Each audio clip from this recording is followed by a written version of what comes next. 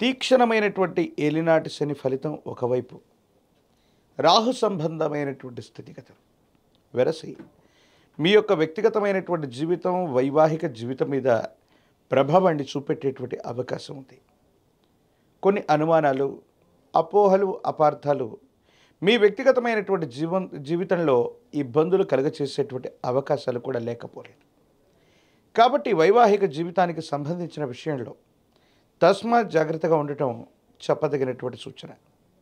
మూడో వ్యక్తి వల్ల మీ కుటుంబంలో భార్యాభర్తల యొక్క బంధంలో ఏవైనా ఇబ్బందులు తలెత్తేటువంటి అవకాశాలు కనిపిస్తూ ఉన్నాయి.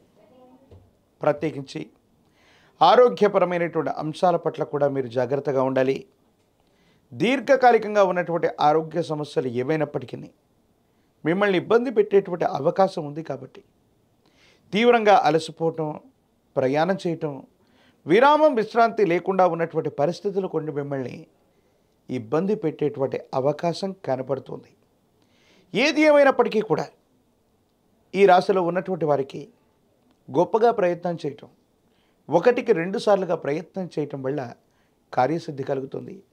కొన్ని సందర్భాల్లో మనకు అదృష్టం లేదు, ఎంతో ప్రయత్నం చేసినా విజయం దక్కట్లేదన్నటువంటి నిరాశ నిస్పృహల్లోకి మీరు వెళ్ళినప్పటికీ కూడా విజయం అంచుల దాకా వెళ్ళటం, మళ్ళీ ప్రయత్నాన్ని చేస్తే విజయం ఖచ్చితంగా వరించేటువంటి అవకాశం కూడా కనపడుతుంది.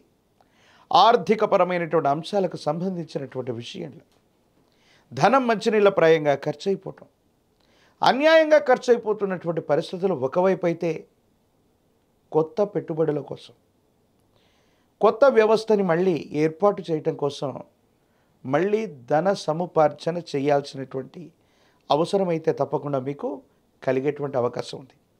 ఏది ఏమైనప్పటికీ కూడా ఈ రాశి జాతకుల యొక్క జీవన గమనంలో అంతా బాగున్నప్పటికీ కూడా కొన్ని నిరాశలు, నిస్పృహలు మిమ్మల్ని కొంత ఇబ్బంది కలిగించేటువంటి అవకాశం ఉంది. సమాజంలో మీ యొక్క ఖ్యాతి అయితే పెరుగుతుంది. దూర ప్రాంత ప్రయాణాలు చేస్తారు. మీరు తీసుకునేటువంటి నిర్ణయాలు సంచలనం అవ్వడంతో పాటుగా మీరు సమాజ హితం కోసం చేసే ప్రతి ఆలోచన కూడా ముందుకు వెళుతుంది. యోగదాయకమైనటువంటి ఫలితాలకైతే మాత్రం తప్పకుండా కారణమయ్యేటువంటి అవకాశం ఉంది.